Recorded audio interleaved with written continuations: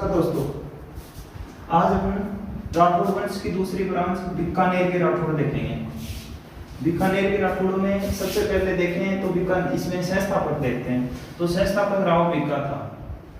राव बीका से को लिंक करने के लिए अपने को राव जोधा का देखते हैं। तो राव जोधा के अपने उसमें जोधपुर की ब्रांचों में पढ़ा था कि राव जोधा ने 1456 में जोधपुर बसाया।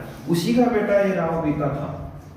राव बीका को वहां पे सत्ता नहीं मिली तो फिर इसने यहाँ पे 1488 में आके बीकानेर में अपने नए राज्य की स्थापना करी। इसके बाद में बीका के लिए कोई स्पेशल इतना को काम नहीं किए भी हैं, तो वो एक उसमें स्थापत्य कला में अपन छोटे मोटे मंदिर बनाए, वो पढ़ लेंगे वहां पे। दूसरा शासक इंपॉर्टेंट था, वो था लूणकरण। लूणकरण के लिए एक ही क्वेश्चन है कि इसको कलयुग का कर्ण बोलते हैं। ये मतलब दान को लेके था कि ये मतलब प्रजा को दान और भी नहर अच्छे काम करवाता था प्रजा में। तो इसको ये बोला था कर्नल टोड ने।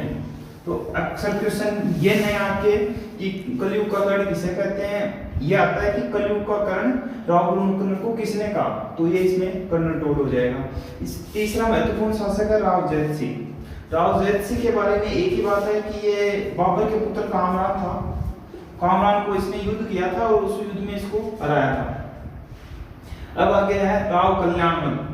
राव कल्याणमल बीकानेर का महत्वपूर्ण शासक है, जिसमें इसने सबसे पहले एक तो ये था कि इसने मतलब अधीनता स्वीकार कर ली थी। जब अकबर ने नागौर दरबार का आयोजन किया था 1570 में, तो मारवाड़ का प्रथम शासक हो गया ये। मारवाड़ का प्रथम शासक जिसने अधीनता स्वीकार की। मारवाड़ यहाँ मतलब बीकानेर वाली ब्रांच, बीकानेर वाली। और जोधपुर वाली ब्रांच का प्रथम शासक जिसने अधीनता स्वीकार की थी वो थी मोटा राजा उदय सिंह से। और वैसे भी अगर ये क्वेश्चन भी आता है कि मारवाड़ का प्रथम शासक जिसने अधीनता स्वीकार की, तो भी ये यही आएगा, क्योंकि इसने 1570 में ही कर ली थी, जबकि उसने की थी 1583 में, क्योंकि इसको राजा बनाया था 1583 में अकबर ने। तो इसको यहाँ कनेक्ट करने के लिए मैंने इसको यहाँ लिख दिया है कि भाई जोधपुर का शासक जिसने अकबर की सर्वप्रथम अधीनता स्वीकार की वो तो था मोटा राजा उदय सिंह, और मारवाड़ का शासक या फिर बीकानेर ब्रांच का शासक था वो था कल्याणमल। अब ये यही बात याद रखिए कि भाई 1570 में नागौर दरबार में भाग लिया ये भी था, और इसका बेटा राय सिंह भी, ये इसी का बेटा पुत्र है।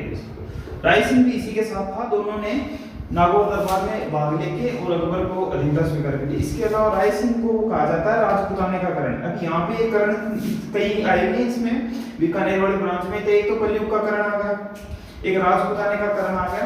तो राजपुताने का करण राय सिंह को कहा था मुंशी देवी प्रसाद ने, मुंशी देवी प्रसाद ने।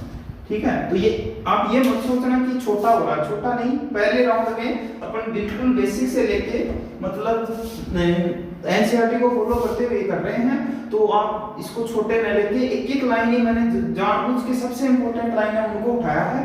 फिर जब अपना सेकंड राउंड आएगा इसी टॉपिक का, जब अपन इसका रिवीजन करेंगे, टेस्ट वेस्ट जो भी होगा उसमें अपने को एक एक चीजें और ऐड कर लेंगे। जैसे लूणकरण के बारे में एक बात और लिख ली यहाँ पे, जैत सिंह के बारे में एक और बात, मृत्यु इसकी भूताबाई में हुई थी इस तरह से। लेकिन अभी मृत्यु जन्म और सारा फंसा देंगे तो फिर वो कॉम्प्लिकेशन बढ़ जाएंगी। ठीक है, तो ये आप इसको नोट डाउन कर लेना। अभी आगे देखते हैं फिर इसका। अभी ये राय सिंह तक का हो गया अपना। राय सिंह से आगे अपना एक इंपॉर्टेंट शासक है बीकानेर में, जिसको अपन बोलते हैं करण सिंह। करण सिंह में भी कोई खास बात? हाँ जी, अपना अगला शासक है करण सिंह। करण सिंह के बारे में खास बात यही है कि इसको उपनाम ये जंगलधर बादशाह बोलते हैं। इसको जंगलधर बादशाह क्यों बोलते हैं? क्योंकि राजस्थान भूगोल में आपने पढ़ा होगा कि नागौर के दक्षिणी भाग, नागौर का दक्षिणी और बीकानेर के आसपास के भाग को जंगल देश बोलते हैं, इसलिए इसको जंगलधर बादशाह की उपाधि दी गई है। इसके बाद अगला है अनूप सिंह। अनूप सिंह साहित्य की दृष्टि से इंपॉर्टेंट शासक है। मुख्य रूप से इसने 3-4 ग्रंथ लिखे हैं, जिसमें पहला है अनूप विवेक, दूसरा है काम प्रबोध, तीसरा है श्राद्ध प्रयोग चिंतामणि। ये तीनों ही नाम थोड़े से डिफिकल्ट हैं, तो इनको आप 1-2 बार लिख के देखना। चौथा नाम अनुपोदय है, जो आपने पहले भी पढ़ा होगा। क्योंकि ये नाम गाइडों में मिल जाता है, ये तीनों नाम आपको बुक्स में मिलेंगे राजस्थान बोर्ड की, जो राजस्थान अध्ययन की बुक है उसी में है। तो ये अपने आप में एक अच्छा इंपॉर्टेंट क्वेश्चन हो जाता है।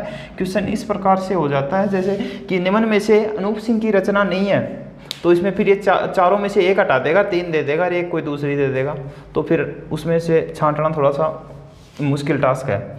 इसके बाद में ये अनूप सिंह के बाद में शासक आते हैं, लेकिन कोई महत्वपूर्ण शासक नहीं आता। तो ये यहाँ तक आते आते बीकानेर का राठौर वर्ष अपने आप में कंप्लीट हो जाता है। इसके अलावा एक छोटी सी ब्रांच और थी किशनगढ़। किशनगढ़ में भी मुख्य रूप से पहली एक ये चित्रकला की दृष्टि से महत्वपूर्ण क्वेश्चन बनता है कि बनीठनी जो शैली थी चित्रकला, वो थी निहाल, इसका चित्रकार था निहाल चंद मोरध्वज, और ये शासक इस टाइम था इसका सावंत सिंह नागरीदास, क्योंकि ये इसी की प्रियसी थी। जो बनीठनी थी वो इसी की प्रियसी थी, ठीक है। तो ये एक बनीठनी, इसमें बनीठनी में राजस्थान की मोनालिसा वगैरह वगैरह जो क्वेश्चन बनते हैं वो अपन आर्ट एंड कल्चर की क्लास में देखेंगे, क्योंकि यहाँ करते हैं तो फिर वही लंबा नोट्स हो जाते हैं और फिर उलझ पुलझ हो जाता है सिस्टम, ठीक है। ओके।